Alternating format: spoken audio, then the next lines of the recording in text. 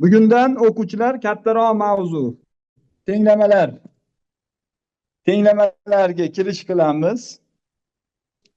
Tenglama va tenglamalar sistemasi rosa ko'p tushadi-da bu.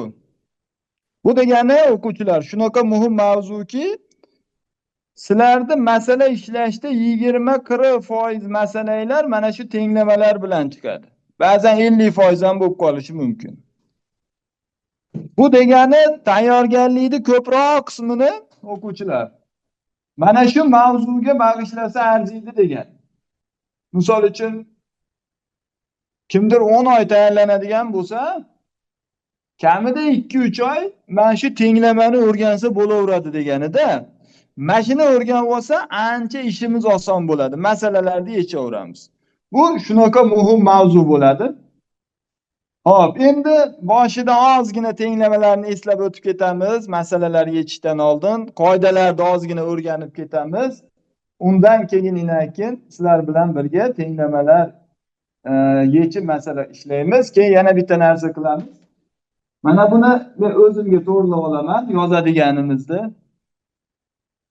Mana kimdir yozsa to'g'ri menga kelaveradi. Boshqalar bezovta bo'lmaydi. Sizlar bilan doim aloqada bo'lamiz, xudo xolasa. Demak, boshladik. Tenglamalar yechishda yig'inda ayirma, ko'paytma, bo'linmada nimadir noma'lum bo'lsa, qanday topishni sizlar bilasizlar. Misol uchun yig'indida qaysidir qo'shiluvchi noma'lum bo'lib qolsa, qo'shiluvchi x, uni tenglikni ikkinchi tomoniga ayirish qilib olib o'tardik. Bu yerda qo'shiluvchilar bir xil bo'lganligi uchun qaysi qo'shiluvchiligini qizig'i yo'q. Birinchi qo'shiluvchimi, aytaylik, ikkinchi qo'shiluvchi noma'lum bo'lsa ham, baribir noma'lumni topish uchun ma'lum qo'shiluvchini tenglikni ikkinchi tomoniga olib o'tardik. Buni hammanglar bilasizlar. Buni eslash ham menimcha shart emasdi. Bir boshlang'ich o'quvchilarimiz bo'lsa eslatib qo'yaman. Mana x + 25 38 bo'lsa, 38 dan 25 ni ayirib x ni topamiz. Buni hammanglar bilasizlar. Yoki 38 + x teng 102 bo'lsa, x ni topish uchun 102 dan 38 ni ayirib 64 deb topamiz. Buni bilasizlar. Endi ayirmada nima noma'lumligiga qarab turli amallar bajariladi. Ayirmada ba'zi o'quvchilar adashib qoladi-da. Shuni bir eslab olaylik. Agar kamayuvchi noma'lum bo'lsa, boshidagi noma'lum bo'lsa, bu yoqdagi ayriluvchini bu yoqqa qo'shish qilib olib o'tamiz. X teng b + a bo'ladi. Mana misol uchun mana buni qaranglar. X dan 24 ni ayirsak 19 chiqadigan bo'lsa, x ni topish uchun 19 ga 24 ni qo'shamiz, 43 deymiz. Lekin mana bu ayriluvchi o'rtadagi noma'lum bo'lib qolsa-chi desa, unda kamayuvchidan ayirmani ayirishimiz kerak. Bu degani 45 - x teng 12 bo'lsa, x ni topish uchun 45 dan 12 ni ayiramiz. 33 chiqadi. Hech kim bunda adashmaydi menimcha. Sababi o'rtada minus noma'lum bo'lsa o'quvchilar mana shuni. Mana shu noma'lumni topish uchun yana ayiramiz. Ko'pchilik bunday qiladi-da, domla deydi. Ayirish bo'lsa qo'shamiz-ku deydi-da. 45 - x teng 12. Ha, demak x teng deydi 45 + 12 deydi-da. Shuni 57 chiqarib qo'yadi. Keyin men aytaman, "O'y, tekshirib ko'rchi" deyman. 45 dan 57 ni ayirib bo'ladimi? Kichkina sondan katta sonni qana ayirasan? deb o'quvchiga aytaman. Shuning uchun ehtiyot bo'lasizlar. Agar minus o'rtada bo'lsa, demak u ayriluvchi noma'lum bo'ladi. Ayriluvchi noma'lum bo'lsa, kamayuvchidan ayirmani ayirishimiz kerak. Ko'paytirishda faqat bo'lish bilan ishlaysizlar. Buni hammanglar bilasizlar. X ko'paygan 7 84 bo'lsa, 84 7 ga bo'lib 12 chiqarasizlar. Yoki 23 ko'paygan x 92 bo'lsa, 92 ni 23 ga bo'lib 4 chiqarasizlar. Endi bo'linmada ozgina ehtiyot bo'lasizlar. Nima noma'lumligiga qaraladi. Agar bo'linmada bo'linuvchi noma'lum bo'lsa, mana boshidagi x noma'lum bo'lsa. Xo'p, endi qaranglar o'quvchilar. Bo'linmada ozgina ehtiyot bo'lib qo'yasizlar. Bunda ham hali o'rtada bo'lsa. Bo'linuvchi noma'lum bo'lsa, ko'paytiraverasizlar. x bo'lingan 8 13 bo'lsa, 8 ni ko'paytirish qilib olib o'tib, x teng 13 ko'paygan 8 104 qilib ishlayverasizlar. Faqat böluvchi noma'lum bo'lib qolsa o'rtada. Uning uchun 24 ni 3 ga bo'lib topishimiz kerak. Bo'linuvchi ni bo'linmaga bo'lamiz. Agar bizda bo'luvchi ya'ni o'rtadagi noma'lum bo'lib qolsa, yana bo'lish kerak bo'ladi. Buni ba'zilarga ishladiymanda 24 bo'lingan x teng 3 desam, domla bo'lish ko'paytirish qilamiz-da deydi-da, 24 ni 3 ga ko'paytirib qo'yadi-da, 72 deydi. Endi o'rniga qo'y desam, hech qilmadi-yu deydi. 24 ni 72 ga bo'lib bo'lmaydi-yu. To'g'rimi? Demak, bu yerda o'rtada kelganda noma'lum bo'lish amalida yana bo'lishimiz kerak edi. Bu boshlang'ich qoidalar, buni 2-3 sinfda uje sizlar bilishinglar kerak. Buni hamma biladi. Muammo yo'qmi hech kimda? Muammo bo'lsa yozaverasizlar. Xo'p, endi o'quvchilar, bizi tenglamalarda ko'proq ko'paytirish amali da ko'paytirish yozilmaydi. Mana bu yerda 23 ko'paygan x deb yozdim-ku, uni bunda yozib qo'yishadi. 23x teng 92 deydi. Endi ko'paytirish amali yo'q bo'lsa ham, mana hech qanaqa amal yo'q. 23 bilan x ning orasida nima bor desa, mana shu ko'paytirish bo'ladi.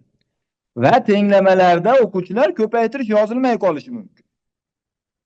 Ko'paytirish yozilmay qolsa, nima qilamiz? Baribir ko'paytirish borligini bilib bo'lish qilib olib o'taveramiz. Mana bu misollardan ozgina ko'rib qo'yamiz. Misol uchun birinchisi 2x teng 12 bo'lsa, bu 2 ko'payib turibdi. Tenglikni ikkinchi tomoniga tenglamani yechish uchun bo'lish qilib olib o'tamiz. 12 bo'lingan 2 x teng 6 deymiz. To'g'rimi?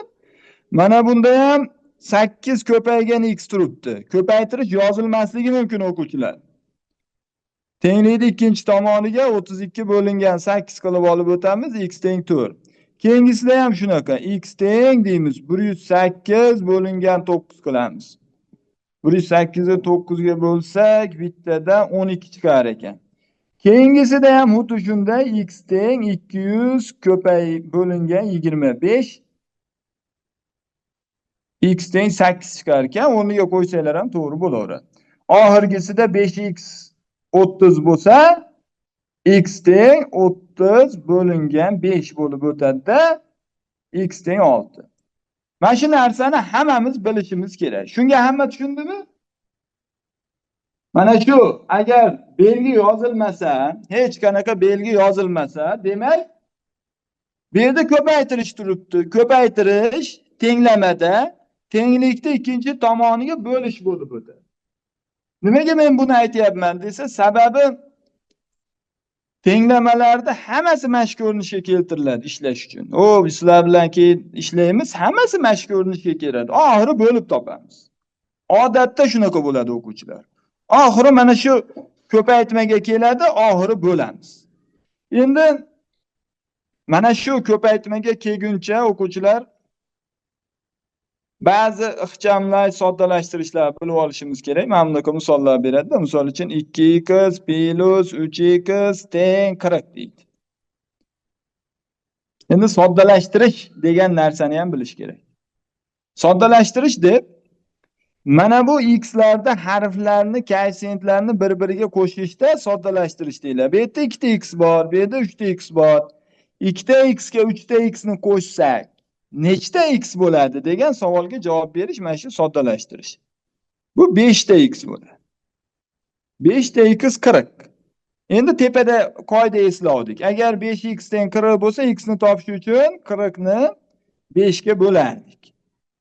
Bu x teng 8 bo'ladi. Mana shunga o'xshagan misollarni yechish uchun keling avval soddalashtirish bo'yicha bitta narsalarni ko'rib olaylik. Keyin bu misollar qaydan keldi domla degan savollarga javob bo'ladi, osonroq bo'ladi.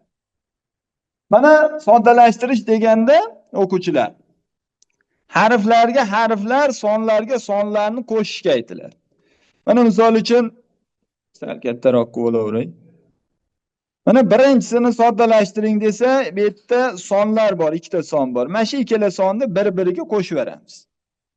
X plus deymiz, ikkita narsani bitta yozamiz. 24 ga 12 qo'shiladigan bo'lsa, x plus 36. Mana shu soddalashtirish deyiladi. Yoki tepada ishlaganimizda ikkita x ga 3ta x ni qo'shsa nechta x bo'ladi desa, biz 2ta plus 3ta. Shunda jami bu yerda 5ta x bor deymiz. Endi mana bu yerda ham soddalashtirishda x lar qo'shib ketilyapti. Nechta x bor desa, har biri bittadan x. Nechta x bor bu yerda? 1, 2, 3, 4, 5, 6, 7, 8. 8x deb yozib qo'yamiz. 8x degani 8 ko'paygan x yoki bu yerda 8 ta x bor degani. Hop, keyingisi mana o'zi o'quvchilar mendan oldin ham ketyapti, yozib ketishyapti, malades. Hop, 7x dan x ayiradigan bo'lsak 6x. Mana buni soddalashtirish deydi. Nimaga 6x bo'lyapti desa, bilib olaylik. X degani bu bitta x degani. Mana bu x da oldida 1 yozilmaydi. Qolgan hamma son yoziladi. 2 ham, 3 ham, 4 ham, 5 ham, 8 ham yoziladi, 1 yozilmaydi. Agar x oldida hech narsa yo'q bo'lsa, demak bitta x ekan, 1 bor ekan deb faraz qilaverasizlar. 7 dan 1 ni ayirsa nechi? 6 ta x qoladi.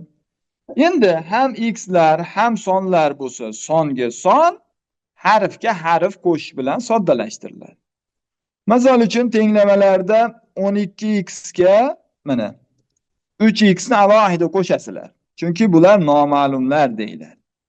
Harflar bilan harflar qo'shiladi, sonni qo'sha olmaymiz. Son alohida narsa, u ma'lum narsa. X va yonida ko'paytirish bilan son kelsa, u noma'lum hisoblanadi.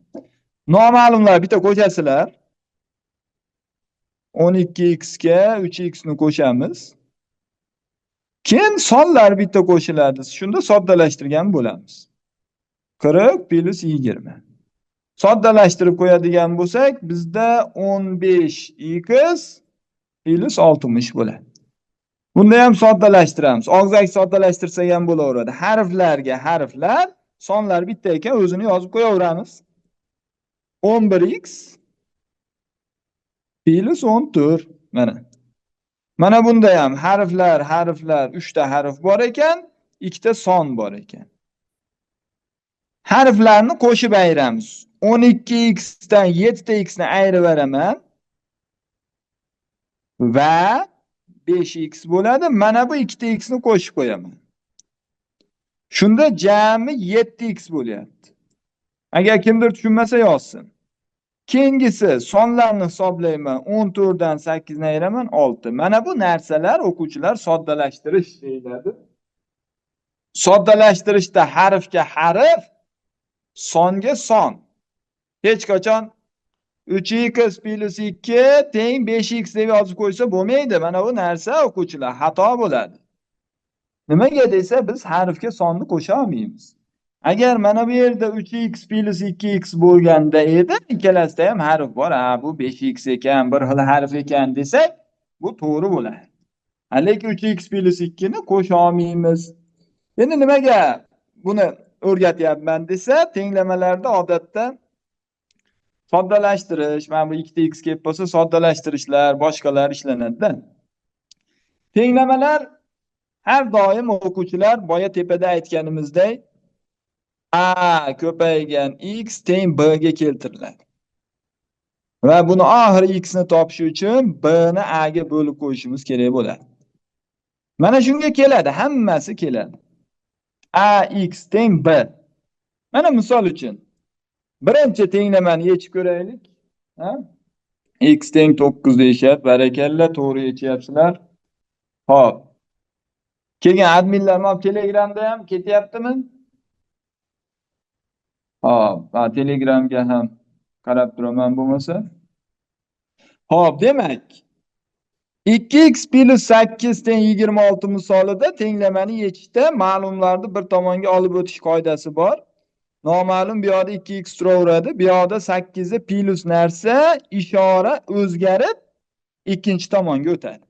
Ya'ni endi plus 8 emas, -8 bo'lib o'tadi. 2x teng shunda 18 bo'ladi. Boya aytganimizdek, mana kelib qolgandan keyin oxirida bo'lib qo'yamiz. Bo'ldi. X teng 18 bo'lingan 2. X teng 9. Ana. Hammasi mana shunaqaga keladi. Oxirida ax b ga keladi. Keyin mana buni bu yoqqa bo'lish qilib olib o'tamiz. Mana bunda endi minusni bu yoqqa plyus qilib olib o'tamiz. 37x teng bu yoqlarda ham bor ekan tenglik. 37x teng 54 plyus 20 ga keladi. Shunda 37x imiz teng bo'ladi 74 ga.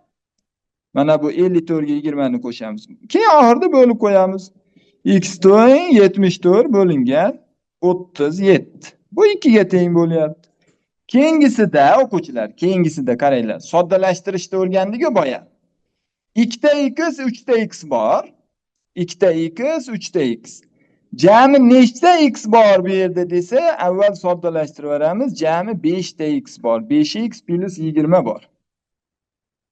Mana shu ikkalasini 5x plus 20 qilib yozib olaman. Endi 5x o'zi qolishi uchun ma'lum sonni tenglikni ikkinchi tomoniga olib o'taman. 5x teng 65 minus 20.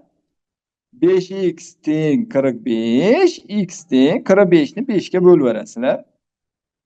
45 ni 5 ga bo'lib bersanglar 9 chiqadi. Ana. Endi agar o'rtada minus bo'lsa, boya aytdim-ku, kamayuvchi, ayriluvchi, o'rtada ayriluvchi minus bo'lsa, 2x ni topish uchun 20 dan 8 ni ayirasiz. Nimaga desa, chunki bu ayriluvchi noma'lum. Endi shunda 2x'lar 12 ga teng bo'lyapti, x teng 6 deymiz. Shu tenglamalarga hamma tushunadimi? Necha kishi tushunmaydi? Shuni aytinglar. Tushunmaydiganlar. Xo'p. Tushunmaydiganlar yo'q ekan, qo'ying. Xo'p, demak ko'pchilikda bazaviy bilimimiz bor. Tushundi ko'pchilik. Endi buni o'zi matematikada o'tiladi-da, muammoli masalalarda emas. Hozir masala yechishimiz uchun bu shu narsani bilishimiz kerak. Shuning uchun bitta eslab ketyapmiz. Ya'ni mavzu tenglamalarda o'zi emas. Tenglamalar yechish. Masalalarni tenglamalar orqali yechishimiz kerak. Xo'p. Qani bo'lmasa, mana buni ishlaylarchi, birinchi misolda necha chiqadi? Xo'p. Birinchi misol.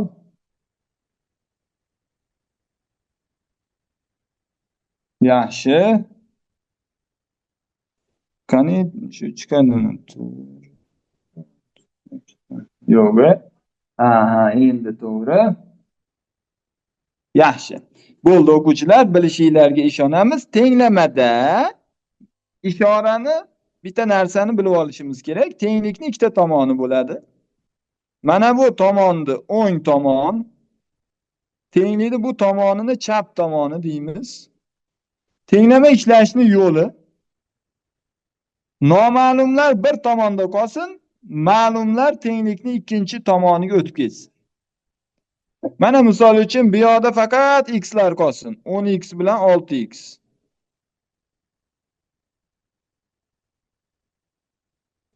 Endi mana bu -5 bilan -1 tenglikning ikkinchi tomoniga ishorasi teskari bo'lib o'tib ketsin.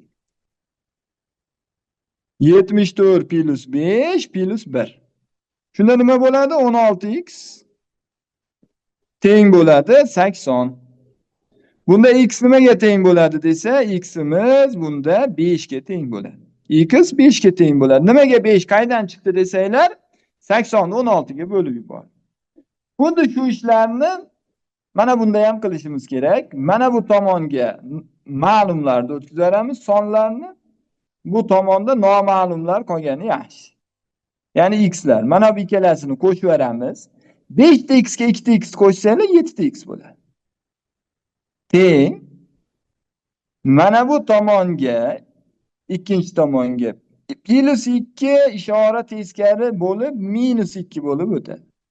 -4 esa ishora teskari bo'lib +4 bo'lib o'tadi. Ana endi hisoblasanglar 7x teng 54'dan 2'ni ayiramiz 52, 4'ni qo'shamiz 56. X teng 8 bo'ladi. Xo'p, mana shu yergacha tushungan bo'lsanglar, bu tenglamalarda sodda ko'rinishlari edi. Endi biz masalalarda ishlatadigan tenglamalarda tenglikni ikkala tomonida ham x lar kelib qoladi. Noma'lum u yog'ida ham, bu yog'ida ham keladi-da. Unaqa tenglamalarda qanaqa ishlanadi? Noma'lumlar bir tomonga, ma'lumlar ikkinchi tomonga olib o'tib ishlanadi. Va shunda boyagida oxiri ax b ko'rinishga keladi. X ni topish uchun mana x yonidagini bu yoqqa bo'lish qilib olib o'tamiz. Mana misol uchun birinchi tenglamamizda o'quvchilar mana bu 2x bu tomonga ishorasi teskari bo'lib o'tadi, 23 bu tomonga o'tadi. Shunda nima bo'lib qoladi desa, 5x plus 2x teng bo'ladi 51 minus 23. Natijada 7x'imiz teng bo'lyapti 28 ga. Bu yog'ini bilamiz. Shunday bo'lib qo'yamiz. X teng 28 bo'lingan 7, x teng 4. O'rniga qo'yib tekshirsanglar ham to'g'ri chiqadi. Keyingisi ham xuddi shunaqa. Mana bu x ni bu yoqqa olib o'tamiz, 83 ni bu yoqqa olib o'tamiz. 6x minus x teng 108 minus 83. Shunda 5x teng 25, x teng 25 bo'lingan 5. X teng 5. Xo'p. Bunga tushundimi hamma? Keyingisini hop ishlashimiz ham shart emas. Buni bu yoqqa olib o'tamiz. 10x minus 2x qilib olib o'tasizlar. Mana 15 ni plus qilib bu yoqqa olib o'tasizlar. 81 plus 15. Shunda 8x teng 96, x teng 96 bo'lingan 8, x teng 12. Mana shu yergacha topdik. Xo'p, o'quvchilar, endi bizni adashtiradigan narsalardan biri bor. Noma'lumlar tenglikni ikkinchi tomonda katta bo'lib qolsa, o'zi qoida aytiladi-da, noma'lumlar tenglikni qaysi tomonda kattaroq bo'lsa, o'sha tomonga olib o'tsak adashmaymiz. Chunki biz hali manfiy sonlarda o'rganmaganmiz, minuslarni bilmaymiz. Uni nima qilish kerak desa, tenglikning ikkita tomoni bor, o'quvchilar. Ikkita tomoni bor. Bir tomonida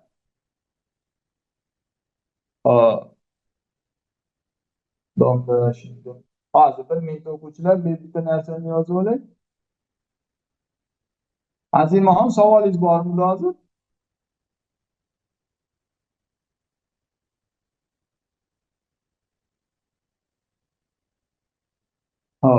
Savol yo'q. Hozir masala ishlashni boshlaymiz. Avval ozgina ko'rib olaylik. Mana shu uzilish yomonda. Uzilishni bartaraf qilib olaylik. Hali shunaqa masalalar ishlaymiz. Boya o'quvchilarimga ishlasam ko'pchilik ishlamay qoluvdi, to'xta dedim. Ozgina orqaroqqa qaytaylik. Hamma biladi. Lekin bilmaydigan joylari borda ikkilanib qoladi. Oxir masalani ishlolmaydi. Shuning uchun ozgina shoshmaymiz. Hozir masalalarga kelamiz. Xo'p, endi qaranglar o'quvchilar. Masalalarda noma'lumlar plus bo'lishi uchun x lar katta tomonga x ni olib o'tgan yaxshi deydi. Mana misol uchun mana bu x ni tenglikni bu tomoniga olib o'tish kerak. Sababi 5x 2x dan kattaroq. 38 ni esa bu tomonga olib o'tish kerak minus qilib. Sababi 47 bu yoqdagi kattaroq. Shunda tenglik qanaqa bo'ladi? Eshitinglar. 47 minus 38 mana 38 minus bo'lib o'tadi. Chunki 38 da ishorasi minus bo'lmasa, demak bu plus. Tenglikning ikkinchi tomoniga minus bo'lib o'tadi. Endi 5x o'zi bor edi bu yoqda. Mana bu 2x minus bo'lib o'tadi. Shunda bu tomonda 9, bu tomonda 3x qolyapti. Endi nima bo'ladi x ni topish uchun? Desa, tenglikni mana bu x ni yonidagi ikkinchi tomonga bo'lish bo'lib o'tadi. 9 bo'lingan 3. X teng 3. Mana bu yoqdan yozsanglar ham bo'laveradi. 3x teng 9 deb yozib olsanglar ham bo'laveradi. 3x teng 9 bo'lsa, x 3 bo'ladi. Ha. Qolganlarni ham ishlab bo'ldi o'quvchilar. Xuddi shunday ishlaymiz. Mana bunda 3 ni bu yoqqa, 56 ni plus qilib bu yoqqa olib o'tib olamiz. Shunda nima bo'ladi? 20 plus 56 teng bo'ladi 7x. Mana bu 3x ikkinchi tomonga o'tganligi uchun minus bo'lib o'tadi. Shunda 76 teng 4x bo'ladi. Ana. Endi x nimaga teng desa 76 bo'lingan 4 x 19 ga teng. Endi mana bu misolda qaranglar. Minus 2 ni bu yoqqa olib o'tsa minusda. Biz minusni plus qilishga harakat qilsak osonroq. Shuning uchun 5x ni bu tomonga, 24 ni bu tomonga olib o'tamiz. Bu tomonda nima bo'ladi? 84 minus 24 teng bo'ladi. Narigi tomonda 5x endi minusida plus bo'lib o'tadi. 5x minus 2x. Endi o'quvchilar ayrishni o'rganamiz, bilganmiz. 60 teng bu yoqda 3x. Nima qilamiz oxiri? Bo'lib beramiz x teng 60 bo'lingan 3.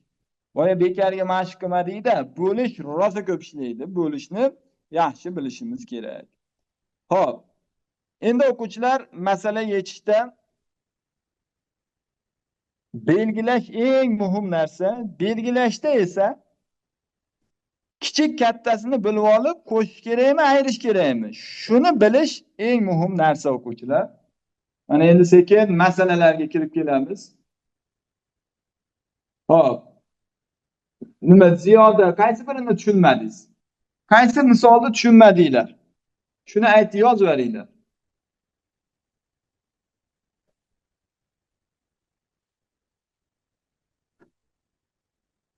Ha. Qaysi misolni tushunmagan bo'lsanglar aytinglar. Hammasiga tushundik, tushunmadi. Oxirgisi. Ha, oxirgi mana bu misolda aytyapsizlar, ha? Qani oxirgi misolni birga ko'ramiz, o'quvchilar. Bu yerda tenglikning ikkita qismi bor. Mana bu tomon chap tomoni. Bu tomon o'ng tomon. Mana shu tenglamani yechishimiz kerak. Juda oson, to'g'ri. Ba'zi o'quvchilar uchun ozgina nima qilamiz? Boshlayotganlar ham bor. Bu zarar emas, foyda bo'ladi. Endi qaranglar o'quvchilar. Mana bu 5x ni ishorasi minus 5x ni tenglikni chap tomonidan o'ng tomoniga olib o'tsak, bu plus 5x bo'lib o'tadi va buni boshiga yozganda plus ishora yozilmaydi. Mana bu yerga 5x o'tdi. Tushunarlimi? 2x o'ng tomonda turibdi, o'zgarmayapti. Shuning uchun bu joyda turaveradi.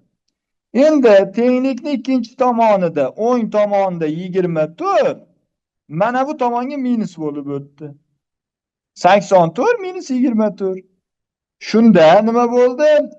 60 teng 3x bo'ldi.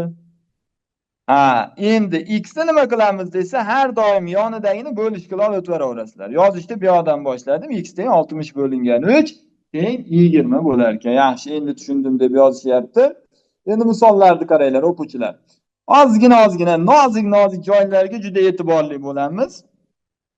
Misol uchun katta, kichik degani, u katta desa qo'shish kerak, kichik desa ayirish kerak degan narsa bu nisbiy narsa. Har doim emas-da. Biz asosan masalalarning ma'nosiga e'tibor qaratamiz.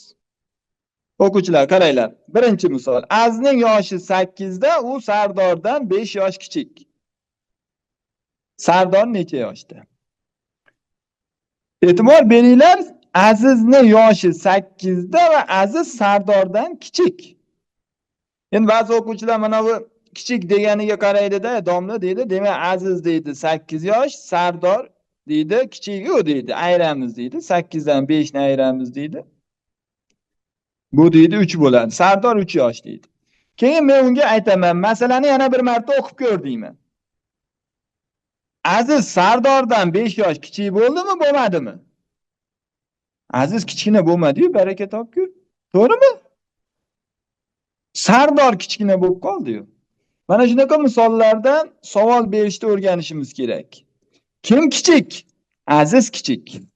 Agar Aziz kichik bo'lsa, Sardorning yoshi Azizga ko'ra nima bo'ladi desa, agar Aziz kichkina bo'lsa, Sardor undan yoshi kattaroq bo'ladi. Ana buni qo'shib 13 desak to'g'ri bo'lardi. Mana Aziz 8 yosh, Sardor 13 yosh desak, endi Azizning yoshi 8 da, u Sardordan 5 yosh kichik degan gap to'g'ri bo'ldi. To'g'rimi? Endi mana bunaqa bo'lsa oson. Azizning yoshi 8 yoshda, Sardor undan, ya'ni 8 dan 5 yosh kichik bo'lsa, unda ikkilanish yo'q. 8 dan 5 ni ayirib 3 uramiz. Masalalarda qachon minus, qachon plus bo'lishini bilishimiz kerak-da. Azizning yoshi x, u Sardordan 5 yosh kichik desa, Aziz x, Sardor endi Sardordan kichik. Demak, Sardor Azizdan kattaroq, x plus 5 yosh. Mana bu misolimizda Azizning yoshi x, Aziz x yosh, Sardor undan 5 yosh kichik. Sardor endi haqiqatda x minus 5. Chunki Sardor kichkina. Mana shu narsaga belgilashga e'tibor berasizlar. Qaysi biri katta? Keyin biror narsani belgilagandan keyin o'quvchilar to'g'ri belgiladimmi, noto'g'ri belgiladimmi? Shuni bir tekshirib ishlashingiz kerak bo'ladi. Mana masalalarga kelamiz. Ba'zi masalalarni men, ba'zilarini sizlar ishlasanglar bo'ladi. Misol uchun, bir son ikkinchisidan 5 ga katta. Qaysi biri katta degan savolni qo'yasizlar. Birinchi son, ikkinchi son. Birinchi son ikkinchisidan katta. Endi o'quvchilar oson bo'lishi uchun, ya'ni bitta narsani kelishib olaylik. Oson bo'lishi uchun imkon boricha kichik sonni x bilan belgilaylik. Shunda biz hali minuslilar kamroq bo'ladi, osonroq ishlaymiz. Kelishamizmi? Kichigini x bilan belgilaylik. Bir son ikkinchisidan katta. Demak, ikkinchisi kichkina. Va mana shu kichigini x desak, bir son mana shu ikkinchisidan 5 ga katta. Keyingisi x plus 5 bo'ladi. Ana. Endi bu sonlar yig'indisi 37 ga teng. Bu sonlarni toping. Oson bu sonlar. Nima bo'ladi? Ikkalasini qo'shamiz. Yig'indisi deganlik uchun birinchi son x plus 5 ga qo'shamiz. Ikkinchi son, mana bu birinchi son. X ni qo'shamiz, teng 37. Boya tepada tenglama yechishni o'rgandik. Birinchi x'lar ikkita bo'lganligi uchun buni 2x deb yozib olamiz. 2x plus 5 37 bo'ladi va mana bu 2x'imiz teng bo'ladi. 5 ni ikkinchi tomoniga ayirish qilib olib o'tsak, 37 minus 5 bo'ladi. 2x'imiz 32. Oxiri bo'lishga keladi. X'lar 32 bo'lingan 2 16 bo'ladi. Bu ikkinchi son. Demak, kichigini toping degdi, javob 16 bo'ladi. Agar kattasini toping desa 5 ga farq qilardi-ku. 16 ga 5 ni qo'shib qo'yasizlarda 21 deydik. Tushundinglarmi? Farq mana shu masala. Xo'p, ikkinchi misol. Bitta ishlab ko'ringlarchi. Sekin sizlar bilan birga ishlaymiz-da. Xo'p. Ikkinchisi. Ovozimiz bor-a? Ovozni ko'rib qo'yamiz. Adminlar ovoz masalasini ham. Xo'p, bir kuni ikki matematik uchrashib qolibdi-da. Hozir necha yoshdasan debdi. Ikkinchi matematik javob ber. Men tug'ilganimda otam 25 yoshda edilar debdi. Bu degani otamning yoshi meni yoshimdan 25 yosh kattaroq degani o'quvchilar. Savol, matematik necha yoshda? 32. Barakalla, chiqarib bo'lganlar chiqarib bo'ldi. Demak, e'tibor beringlar. Bunda ham belgilash. Men tug'ilganimda otam 25 yoshda edilar.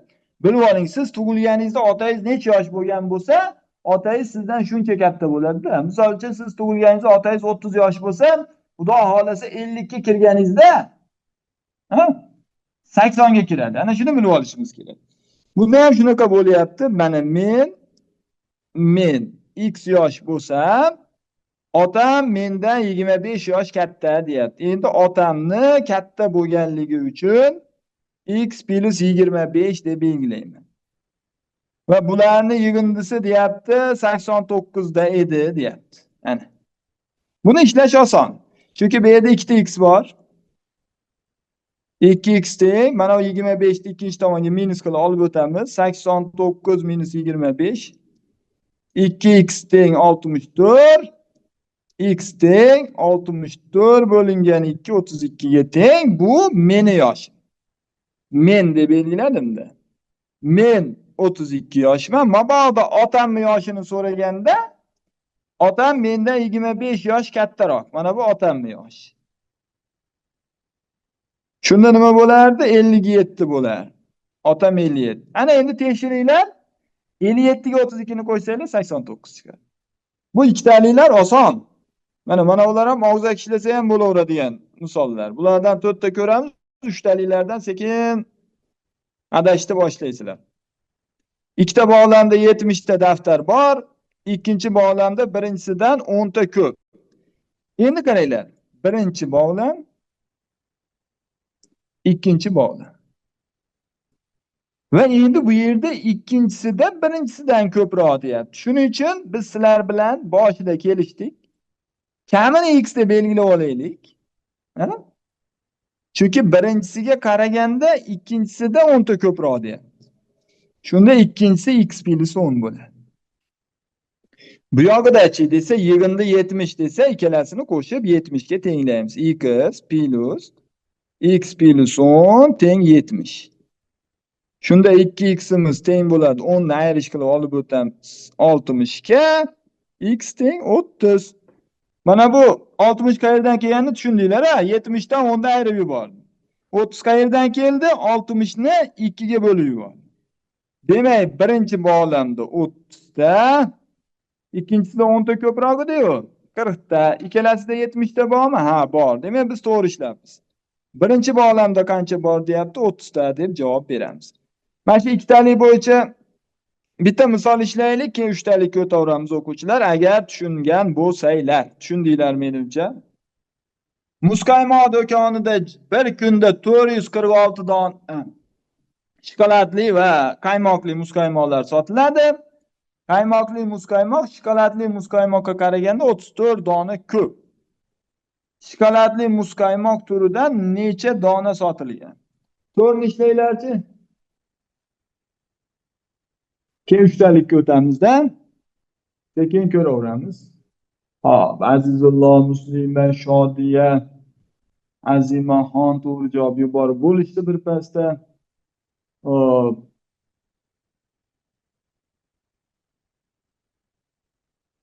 Ahunov bo'lishda adashib qoldingiz. Boshqatdan bo'ling. Ahunov erkadan. Hop, boshqalar musallam to'g'ri ishlayapti. Malika, Kamron yaxshi, malades. Endi qaranglar, demak buni ham hamma tushunib bo'ldi. Belgilash muhim narsada. Qaymoqli muzqaymoq, shokoladli muzqaymoq. Endi qaymoqli shokoladlidan ko'proq ekan, biz kelishib oldik. Shu kamini x deylik. Shokoladli x bo'lsa deymiz. Qaymoqli undan 34 ta ko'p ekan. Bu x plus 34 bo'lsin. Bu yog'ini ishlashni o'rganib oldik. X plus 34 ga x ni qo'shsak 446 bo'lsa, mana bu ikkita x'imiz teng bo'lyapti. 34 ni bu yoqqa olib yuborsak 412 ga va x teng bo'lyapti. 412 ni 2 ga bo'lib yuborsak nechiga teng bo'lyapti? 206 ga teng bo'ladi va bu shokoladli edi. Bizga shuni so'rayapti. Shokoladli nechta edi? 206 ta. Xo'p, mana shunaqa ikkitaliklar ishlay olasizlarmi? Ha?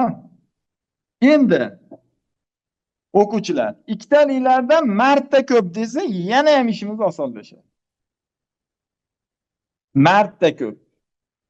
Aytaylik, 2 kunda 2350 kilogramm kartoshka sotildi, ikkinchi kuni birinchi kunga qaraganda 4 marta ko'p. Mana shunga ham e'tibor qaratamiz. Marta ko'p desa, ko'paytirishni bilishimiz kerak.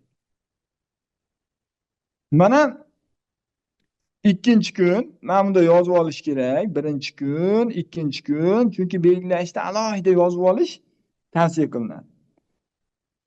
Ikkita bo'lsa mana shu yozib olishni o'zi kifoya. Uchta bo'lsa, avval taqqoslab olish kerak. Xo'p, ikkinchi kuni birinchi kundan 4 marta ko'p. Demak, agar birinchi kuni x desak, ikkinchi kuni birinchi kundan 4 marta ko'proq ekan, 4x ekan. Bo'ldi. Bu yo'qni bilamiz. Jami 2350. Bu oddiy.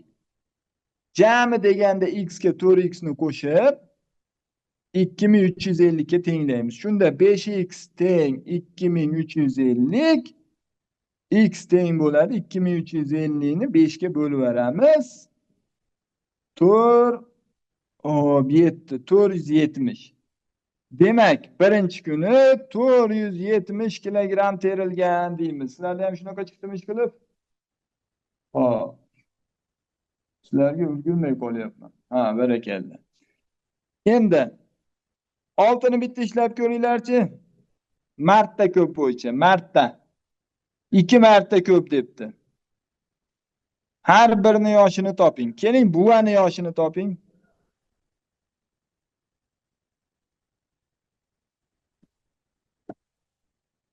Buva va otaning yoshlari yig'indisi 111 ga teng. Agar ota va buva yoshidan 2 marta kichik bo'lsa, ota 2 marta kichik bo'lsa, buva necha yosh? Hop, sizlar yozganinglarda, mana hammaniki to'g'ri. Alibek, buva necha yosh? Qolganlar to'g'ri ishlayapsizlar, barakalla. Shunidan buva necha yosh? Savolga e'tibor beraylik. Hop. Yaxshi, malades.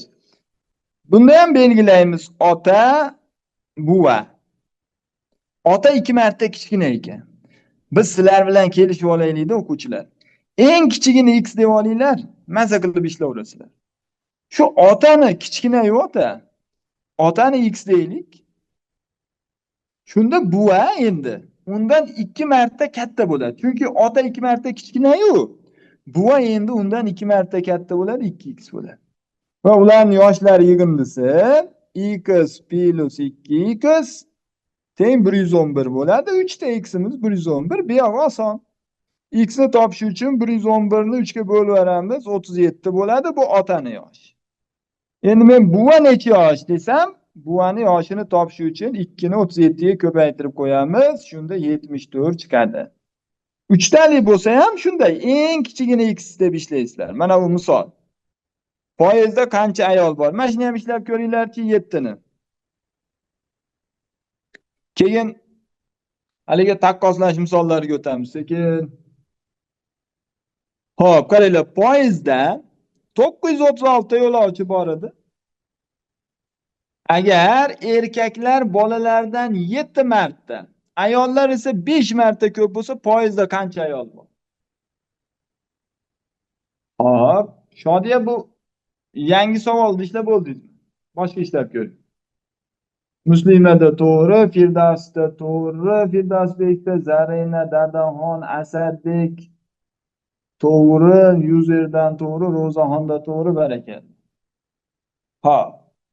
Boshqalar ham harakat qilaveramiz o'quvchilar. Mendan oldin ishlashinglar kerak o'zi aslida. Nimaga desanglar, hozir tenglamani eng boshida yuribmiz-da. Buni bilishimiz kerak o'quvchilar.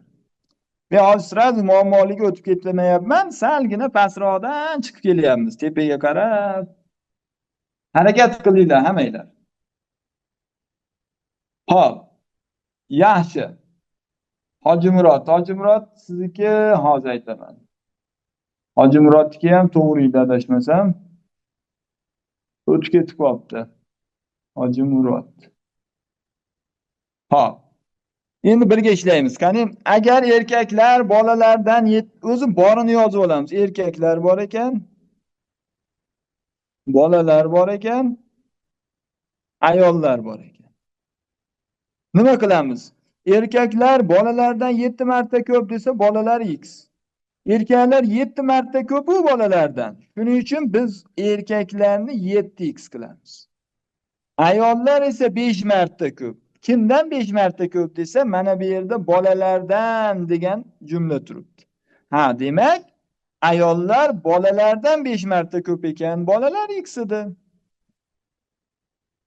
Demak, bolalardan 5 marta ko'p bo'lsa, unda ayollar 5x bo'ladi.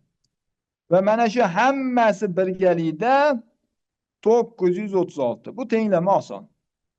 Qo'shib bo'lish kerak. 7x plus x plus 5x teng 936. Hammasini qo'shib beradigan bo'lsak, 13x teng 936.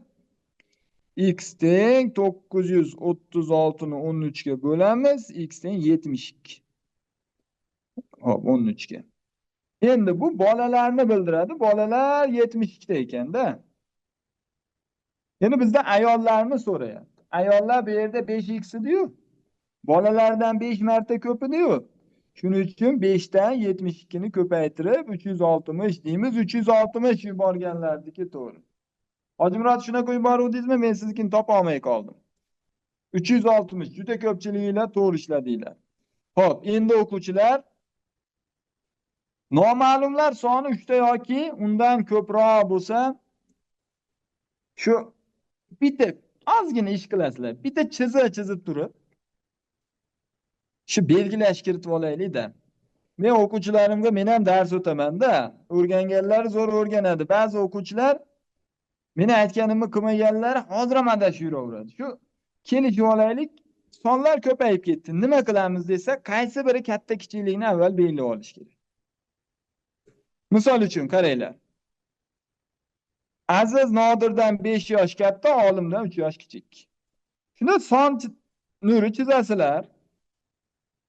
Azizni yozasizlar, Aziz. Kelinglar qorada yozaylik. Qora menimcha yaxshiroq nima bo'lyapti? Qaranglar. Aziz Nodirdan 5 yosh katta, Olimdan 3 yosh kichik. Aziz Nodirdan katta ekan, agar bu yoqqa kattani qo'yinglar, imkon boricha, sababi son nurida mana bu tomonga katta sonlar yoziladi, bu yoqda kichikroqlar bo'ladi. Aziz Nodirdan katta, demak Nodir kichikda undan. Olimdan kichik, demak Olim Azizdan kattaroq. Mana shu narsani taxminan hayolingizda bo'lish kerak. O, hali x ni belgilamasdan oldin, ha, demak eng kichigi Nodir ekan. Aziz bularni o'rtasida ekan. Olim eng kattasi ekan degan xulosani qilsangiz, sizni adashishingiz kamroq bo'ladi o'quvchilar. Aziz Nodirdan 5 yosh katta. Demak, Nodir bilan Azizning orasida 5 yosh farq bor. Olimdan 3 yosh kichik. Mana bu ikkalasining orasida 3 yosh farq bor. Ana mashina qilib bo'lgandan keyin men o'quvchilarga aytaman. O'quvchilar, agar eng kichigini x qilsanglar, tenglama tuzishimiz osonroq bo'ladi. Eng kichigi degani Nodir bu yerda, eng kichigi. Mana shuni x qilsak, unda Aziz undan 5 yosh katta bo'lganligi uchun Azizni x plus 5 qilamiz. Endi Olim Azizdan ham 3 yosh katta. Ya'ni x plus 5 ga ham 3 qo'shamiz. O Nodirga nisbatan olsa, u 5, 3, 8 yosh katta bo'lib ketadi. Chunki x plus 5 ga, ya'ni Azizni yoshiga 3 yosh qo'shsak, keyin Olimniki kelib chiqyapti. Bu degani Olimning yoshi x plus 8 ekan. Shunga tushundinglarmi? Bu yil Prezident maktabida xuddi shunga o'xshagan savol tushuvdi. Sal yana ham qiyinlashtirilgan. Mana shu belgilashni qilib olsak, biz masalani yarmini ishlab bo'ldik. Mana shu belgilashni qilsak, masalani yarmini ishladik. Endi ularning yoshlari 27. Hammasini yoshini qo'shib beramiz. Azizni, birinchi Nodirning yoshi mana bu x plus, keyin Azizni yoshini qo'shamiz, x plus 5. Keyin Olimning yoshini qo'shamiz, x plus 8. Shunda hammasi 37 ga teng ekan. Hop, biz sizlar bilan darsi boshida soddalashtirishni o'rgandik. Soddalashtirish deb X'lerden nechta bor bu yerda? 1, 2, 3 ta bor. Shuning uchun 3x. Sonlarda alohida qo'shasizlar. 5 ga 8 ni qo'shsa necha deysizlar? 5 ga 8 ni qo'shsa 13. Mana shunday yozib olasizlar. Teng 37. Ko'rinyaptimi? Hop. Kichikroq yozyapman. Endi qaranglar. 3x teng bu yog'ini o'rgandik a. 13 ni minus qilib olib o'tasizlar. 37 minus 13. 3x'imiz teng bo'lyapti 24 ga. Ana endi x ni topish uchun nima qilamiz? X teng 24 ni 3 ga bo'lib berasizlar, 8 chiqadi. Bu x nodirni yoshi, eng kichigini yoshi. Nodir 8 yosh. O'zim ham pastidan belgilash kerak edi, joy kamligi uchun tepadan yozib berdim-da. Nodir 8 yosh.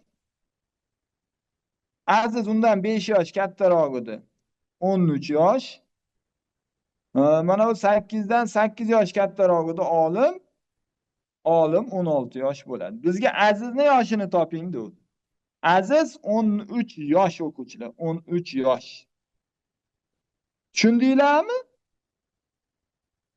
Ha. Ya qiyinmi bu? Mana shu uchtaliklarda mana shunaqa chalg'imaslik kerak-da. Ha. Yaxshi, o'quvchilar aktiv, hamma tushunibdi, tushundim deb yozishyapti. Hop, endi hozir ekranda Zubayr, ekranimizda tegmasligini bitta ogohlantiraman. Ekranga tegmanglar. Hammaga xalaqit berib qo'yamiz-da. Mana shu narsa etapma-etap ishlashimiz kerak-da. Xo'p. Agar mana shu ishni qila olsanglar, oson, bemalol ishlayverasizlar masalalar. Qila olmasanglar adashasizlar. Men ko'p o'quvchilar bilan ishlaganim uchun alohida aytyapman. Shoshilmay ishlash kerak masalalar. Qani 8 ishlab ko'raychi, 3 ta farzand bor. Opa ukasidan katta, aka singlisidan 2 yosh katta. Xo'p, endi boshladaman. Endi ogohlantirib ham o'tirmayman o'quvchilar. Ekranimizga tekkanlarni chiqarib yuboramiz. Xo'p. Endi kim tegsa eslab qolinglar. Xo'p. Endi qaranglar, oilada 3 ta farzand. Boyagiday opa ukadan katta ekan, o'zi 3 ta bo'lsa, demak 2 ta qiz bilan 2 ta singil ekan, opa kattaroq ukasidan. Endi bu uka singlisidan kattaroq ekan. Demak bitta o'g'ilda bu. Bu singil bu yoqda. Endi uchalasini yoshlari yig'indisi 38. Birinchi belgilashga harakat qilaylik. Eng kichigi qaysi biri? Shuni belgilaymiz. Singil eng kichigi. Mana shu eng kichigini x qilib belgilaylik. Endi aytayapti. Aka singlisidan 2 yoshga katta. Demak bu ikkalasining orasi o'quvchilar 2. Opa esa ukasidan 3 yoshga katta. Bu ikkalasining orasi 3. Ana endi katta kichigini qo'yib oldik. Belgilasak bo'ladi o'quvchilar. Demak, singil x yosh bo'lsa, o'g'il bola uka x plus 2 yosh. Endi katta opachi desa, singlisiga qaraganda 2 va 3 farq bor. Jami 5 farq bor. Ya'ni ukadan ham 3 yosh kattada, mana 2 dan ham 3 ga katta qo'shish kerak. Shuning uchun opa x plus 5 bo'ladi. Ana endi bu uchalasini qo'shganimiz 38 ga teng ekan. Bu yoq oson. Uchalasini qo'shamiz. x plus 2. Hozirgacha to'g'ri javob bo'ldi ko'pchilik. Buni aytib qo'yaylik. Barakalla hammaga. 38. Xo'p, soddalashtiramiz. 3x plus sonlarni qo'shamiz. 7 teng 38. Xo'p. Ya. Qayerda adashmadimmi men? 3 ta farzand bor. Opa ukasidan 3 yoshga katta, aka esa singlisidan 2 yoshga katta. X plus 2 5. Xo'p, yaxshi. Mana bu 37 qilib qo'yamiz bo'lsa.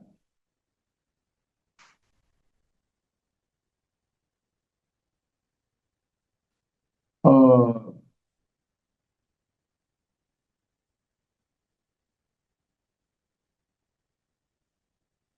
O'g'il bola ikkinchisi bo'lsa-chi? Hozir ko'ramiz o'quvchilar. Birinchi holat. Mana masalani qiziq joyi kelib qoldi. Opa ukasidan 3 yosh katta, aka singlisidan 2 yoshga katta. Mana shu variant bo'lishi kerak menimcha. Agar ularning yoshlari yig'indisi 38 ga teng bo'lsa, oiladagi qiz farzandning yoshini toping debdi.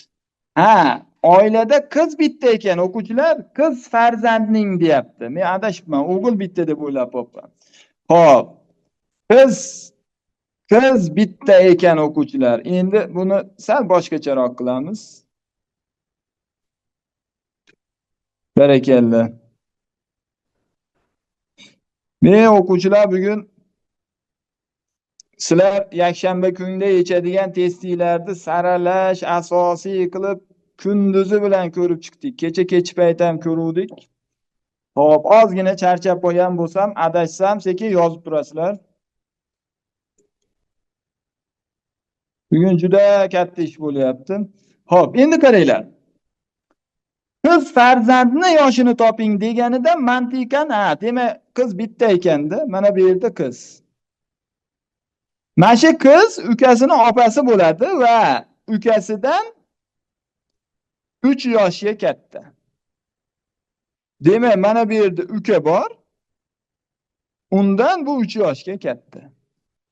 Endi keyingi masalani qaranglar.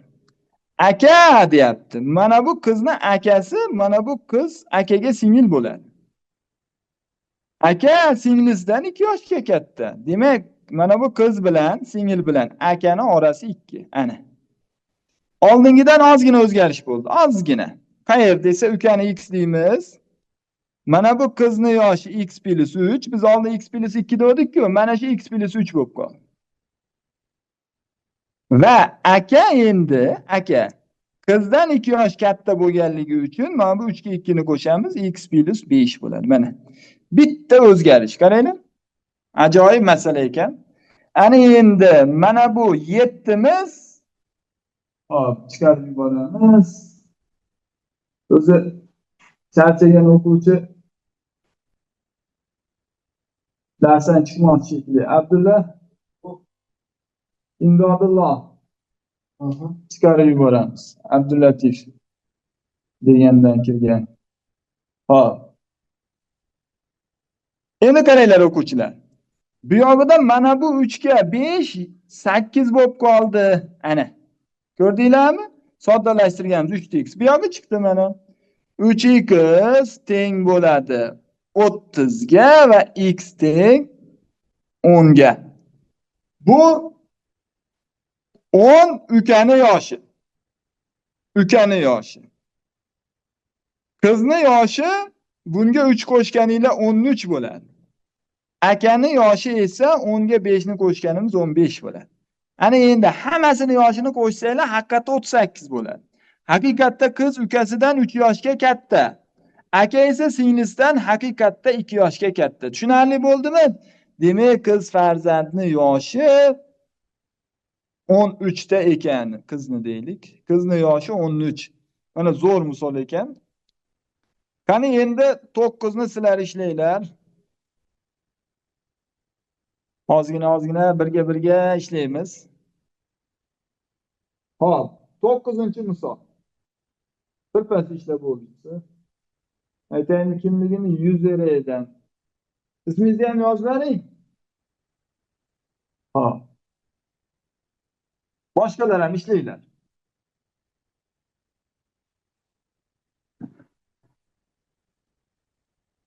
Ro'zaxon ham ishlab bo'ldi. Ziyoda ishladi. Zarina ozgina xato bo'lib qoldi. Bitta qayta ishlavering, tekshirib. Tekshirsanglar, xato bo'lsa o'zingizlar topasizlar. Hop, Musallam, Dilnoza, hop, E'zoza ishladi.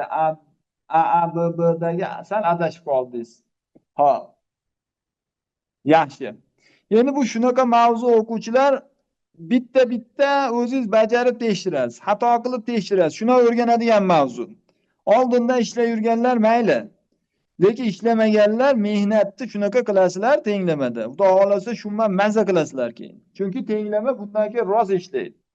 Xo'p, boyagiday belgilab olamiz. Birinchi, ikkinchisiga qaraganda kam, uchinchisiga qaraganda ortiq.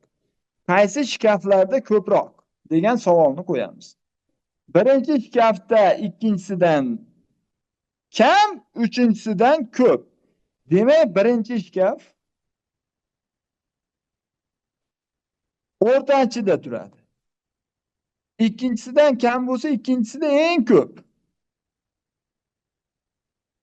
Va birinchi shkafda uchinchisidan ortiq deyapti. Demak, birinchisida ko'p bo'lsa, uchinchisi eng kam bo'ladi o'quvchilar. Mana shuni bilib olishimiz kerak. Birinchi shkafda deyapti. Ikkinchisidan 16 kam, ya'ni ikkinchisida ko'proq. Ha, uchinchisidan 20 ta ortiq. Demak, uchinchisidan 20 ta ko'proq. Mana shuni qo'yib olishimiz kerak-da. Shu ishni qilmayapsizlar hozir ham ba'zi o'quvchilar.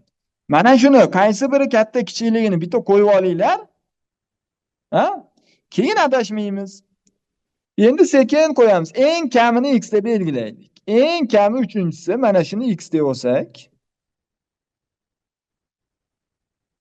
Keyin mana bu joydan ketamiz. Birinchi shkafda yana bitta narsani o'rganib olaylik o'quvchilar. Mana bu birinchi shkafda deyapti. Ikkinchisiga qaraganda 16 ta kam, uchinchisiga qaraganda 20 ta ortiq kitob bor deganda, agar biz vergulni nimaligini tushunmoqchi bo'lsak, vergul teng kuchli narsa. Bu ikkita gap. Ikkita gapni bunday o'qisanglar bo'ladi. Birinchi shkafda ikkinchisidan 16 ta kam kitob bor. Bu bitta gap. Birinchi shkafda uchinchisiga qaraganda 20 ta ortiq kitob bor. Bu ikkinchi gap. Shu vergul bilan ikkita gapni bitta qilib beraveradi-da. O'quvchilar keyin voy deb adashtiraveradi. Demak, birinchi shkafda o'quvchilar uchinchisidan 20 ta ortiq. Shuning uchun uchinchisidan 20 ta ko'p bo'lganligi uchun buni x + 20 qilamiz. Endi birinchi shkafda ikkinchisidan kam. Bu degani ikkinchisida birinchisidan ham 16 ta ko'p degani. Shuning uchun bunga mana bu birinchisidagi ham yana 16 ta qo'shamiz. X + 36 bo'lib qoladi. Ana shuni qilib oldikmi? Biz yarmini yechib oldik. Bu yo'qni endi qo'shish bilan 428 ga tenglab yechib qo'yamiz. X + 20, x + 36 hammasi 428. Shunda 3x + 56 teng 428. 3x teng bo'ladi. 428 dan 56 ni ayirib yuboramiz. 372. X teng bo'ladi 124. Ana biz 3-shkafni so'radi, shuni topdik. 3-shkafda 124. 124 ta kitob bor. 124 qaydan keldi? 372 ni men 3 ga bo'lib verdim o'quvchilar. Tushundinglarmi? Xo'p, yaxshi. 124. Xo'p, endi o'quvchilar 10, 11 mana shunaqalardan ko'proq yechamiz. Sababi ko'pchilik adashadigan misollar. Hammasini yechmaymiz, tushunsanglar o'tib ketaveramiz.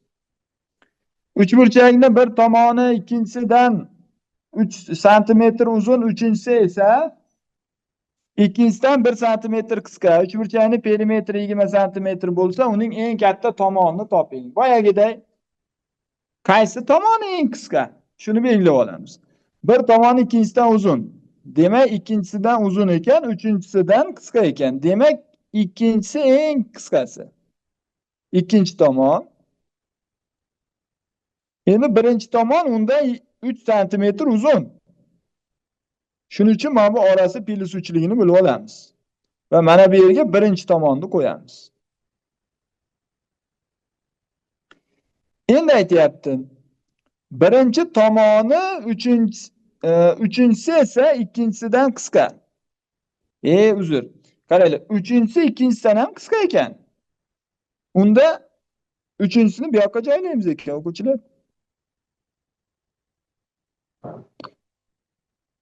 Uchinchisi ikkinchisidan 1 santimetr qisqa bo'lsa, bu yoqqa +1 qilib olamiz. Ana endi buni belgilab bo'ldik. Eng qisqasi uchinchisi ekan. Chunki uchinchisi ikkinchisidan qisqa ekan. Men birinchisi uchinchisidan deb o'ylabman. Ana bo'ldi. Hammasini belgilab oldik. Bu yog'i oson. Birinchisi x, uchinchi tomon x. Ikkinchi tomon undan bir uzunroq x +1. Oxirgi birinchi tomon x dan 4 ta farq bor. Shuning uchun x +4. Va hammasini qo'shsak x +1 x +4 teng 20. Shunda 3x + 5 teng 20. 3x teng 5 ni minus qilib olib o'taman. 20 dan 5 ni ayrsanglar 15. X teng 15 ni 3 ga bo'lib beramiz 5. Bu uchinchi tomoni 5. Ikkinchi tomoni 6. Uchinchi tomon, birinchi tomon shunda 9 bo'lar ekan. Haqiqatda bitta tekshirib qo'yamiz. Qo'shsak 20 mi? Ha, 20. Endi bir tomoni, birinchi tomon uchinchisidan 3 santimetr uzunmi? Uzun bo'lmadi-yu.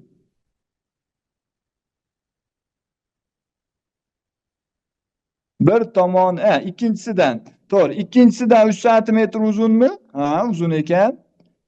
Uchinchisi ikkinchisidan bir qisqami? Qisqa ekan. Ana bo'ldi, to'g'ri ekan. Boya aytganimda men 8-9 soat test tuzimda kecha uxlamaganim uchun ozgina chalg'isam aytib qo'yasizlar o'quvchilar, davom etaveramiz. Mana bu ham bir xil. Buni ishlamaylikda martaga o'taveraylik yo ishlab qo'yaylikmi? Martaga o'tamiz endi o'quvchilar. Sizlar ham fikringlarni bildirib tushundinglar menimcha. 8-misolni tushuntirib bering degan o'quvchimiz bor ekan. Hozir ko'raylikchi. 9-masala.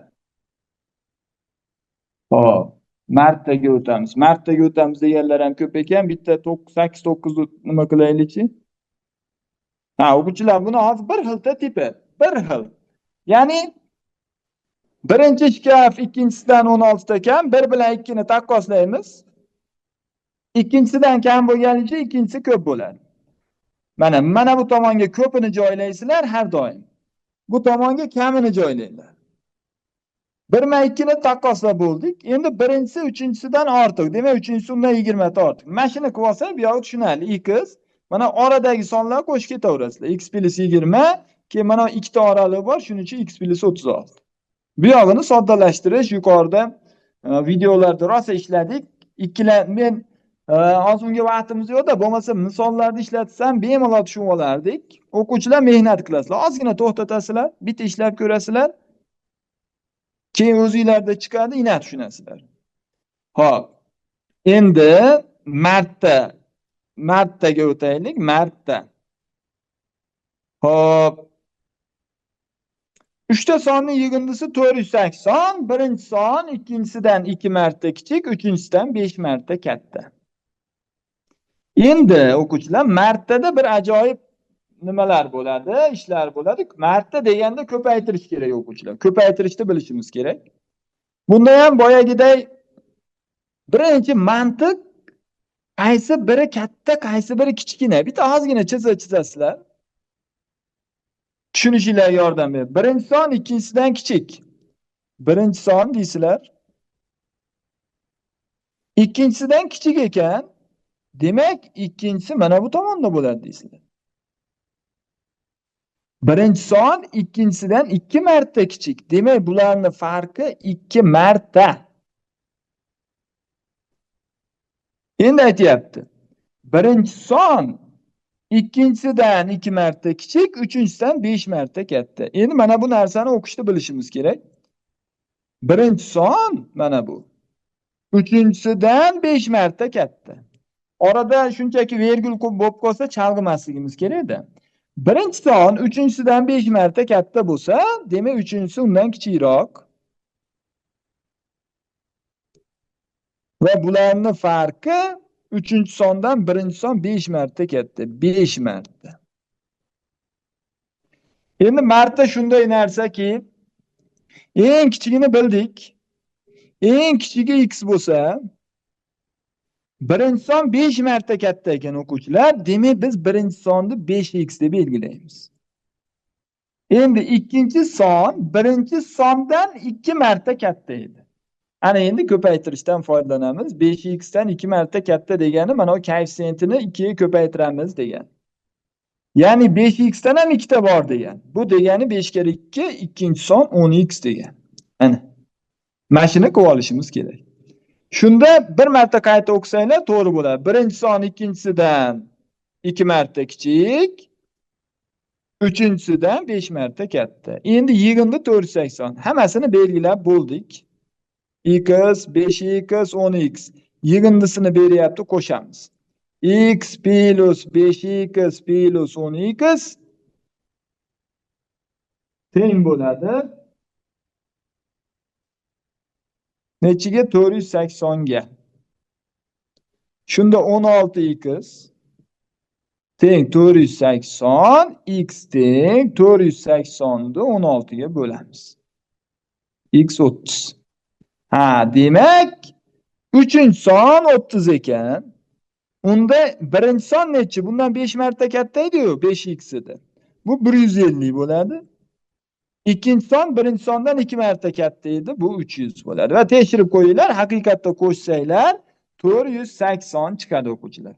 480 chiqadi. Mana shunaqa martalarni ham bilishimiz kerak. Hop. 14 ni ishlaymiz. Qaranglar.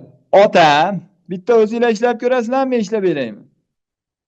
Ishlab ko'ringlarchi. Ota o'zining katta o'g'lidan 3 marta, kichik o'g'lidan 40 yoshga katta. Katta o'g'il ukasidan 3 marta katta bo'lsa, katta o'g'ilning yoshi nechada? Buni ishlaydiganlar ishlaydi, ishlamaganlarga ko'rsatib beraman. Keyin o'rganib olasizlar. Hop, 100 yerdan yubordi. Katta o'g'il yo'q, ko'p bo'lib ketdi. Isminglar yozib olsanglar bo'lar ekan. Sizlar bilan murojaat qilishim oson bo'ladi. Hop, Temur Erkinboyevdan yubordi. Demak, katta o'g'il necha yoshda? Hop.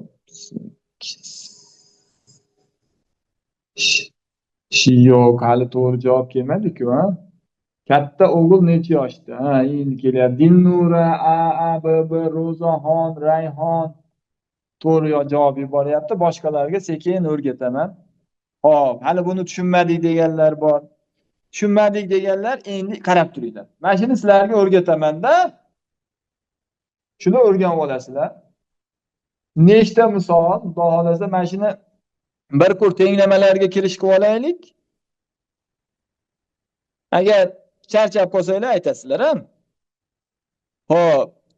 Boshladik. Katta o'g'il ota. Endi biz nimani bilamiz o'zi? Ota eng kattasi bo'lishini mantiqan ham bilamiz. Katta o'g'il nomi bilan katta o'g'il u. Yoki buni aka desa ham bo'laveradi. Kichik o'g'il esa